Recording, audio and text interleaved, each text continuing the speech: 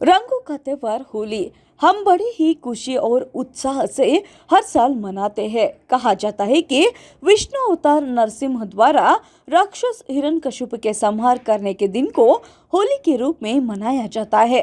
हिरण्यकश्यप भगवान विष्णु का सबसे बड़ा दुश्मन था। विष्णु भगवान के आवास स्थान वैकुंठ को दो द्वारपाल थे, जिनका नाम जय और विजय था। वे भगवान विष्णु के बहुत बड़े भक्त थे। एक दिन विष्णु जी अंदर विश्राम के लिए गए थे। उस समय उनको मिलने के लिए ब्रह्मदेव के चार पुत्र, जिन्हें चार पुत्र भी कहा जाता है, सनक, सनंदन, सनातन और सनत कुमार आए। वे चारों अपने कड़े तपस के कारण दीर्घायु होने के बावजूद भी छोटे ही लगते थे। जब वे चारों कुमार विष्णु भगवान के दर्शन के लिए आए तो जय और विजय उन्हें बच्चा समझकर अंदर नहीं जाने दिया। वे देख चारों कुमारों को बहुत गुस्सा आ गया और उन्होंने जय और विजय को श्राप दिया। उन दोनों को अपना दैवत्व त्याग कर मृत्युलोक अर्थात धरती पर वास करना होगा। ये सुनते ही जय और विजय दुख से रोने लगे और विष्णु भगवान को पुकारने लगे और उनसे चारों कुमारों का द्वारधीश श्राप को लौटाने को कहा। जिस पर विष्णु जी बोले, मैं चारों कुमारों का श्राप तो लौट नहीं सकता, लेकिन तुम्हें दो विकल्प दे सकता हूँ। धरती पर तुम 7 जन्म मेरे भक्त बनकर रहो या फिर 3 जन्म में दुश्मन बनकर। ये सुनते ही जय और विजय ने 3 जन्म विष्णु के दुश्मन बनने की विकल्प किया कि उन्हें विष्णु से ज्यादा समय तक दूर न रहना पड़े। विष्णु भगवान ने उनकी भक्ति देखकर उनका संहार करने का संकल्प किया। उनका पहला जन्म त्रेता युग में हिरण्याक्ष और हिरण्यकश्यप के रूप में हुआ था। हिरण्याक्ष को भगवान विष्णु ने वराह अवतार लेकर मुक्ति दी, जिससे उनका भाई हिरण्यकश्यप बहुत क्रोधित हुआ और उसने असुरों का नेतृत्व किया। हिरण्यकश्यप बस किसी भी तरह अपने सबसे बड़ी शत्रु विष्णु से बदला लेना चाहता था। हिरण्यकश्यप को विष्णु से इतनी नफरत थी कि उसने अपने राज्य में उनके पूजा करना ये बंद कर दिया और जो भी विष्णु की पूजा करता वो उसे कारागृह में डाल देता।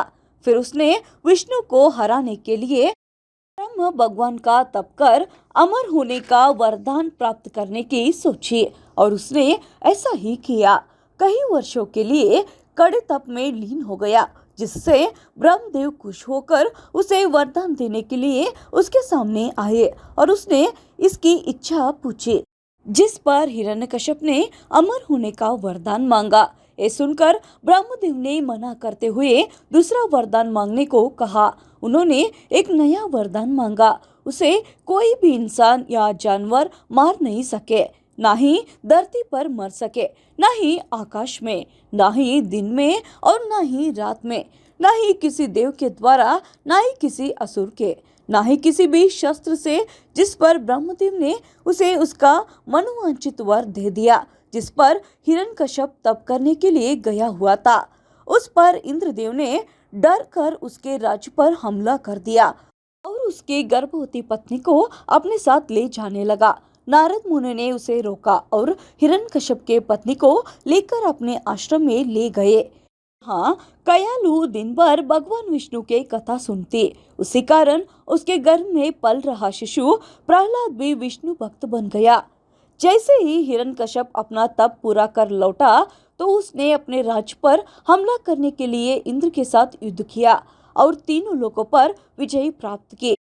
उसके बाद अपनी पत्नी कयालु और पुत्र प्रहलाद को अपने राज्य ले आया। कुछ ही समय में उन्हें याद हो गया उसका पुत्र प्रहलाद उसके सबसे बड़े शत्रु विष्णु का भक्त है। उसने प्रहलाद को विष्णु की पूजा करने को मना कर दिया और बहुत ही अहंकार से कहा, मैं सबसे शक्तिशाली हूँ। ये सुनकर प्रहलाद ने अपने पिता को समझाने की कोशिश की और कहा कि विष्णु तीनों लोगों को संभालता है, वही जगत के पिता है। उससे प्रहलाद को कारागृह में डाला और उस पर कई यातनाएं की, हर मुमकिन प्रयास किया, लेकिन भगवान विष्णु की आशीर्वाद से प्रहलाद को थोड़ी भी हानि पहुंचा नहीं सका। हिरण्यकश्यप ने प्रहलाद से कहा, मैं तीनों लोगों का स्वामी हूँ, अगर मेरे सिवा कोई भगवान है तो वो कहाँ है? इस पर प्रहलाद ने बहुत ही प्यार से बोला, भगवान तो हर जगह है। ये सुनकर हिरण्यकश्यप हंसने लगा और बोला, हर जगह मतलब इस कमरे में भी?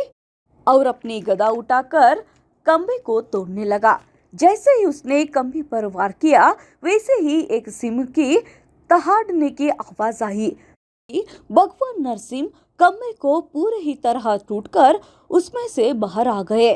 उनका चेहरा एक सिंह का था। उनके रूप देखकर हिरण्यकश्यप डरकर पसीने पसीने हो गया। भगवान नरसिंह ने हिरण्यकश्यप को अपने गोद में उठा लिया और सिंहासन के नजदीक चबूतरे पर बैठकर नरसिंह भगवान ने अपने नाखूनों से अपनी गोद में बैठ हिरण्यकश्यप के छाती को चीरकर हिरण्यकश्यप के वध किया।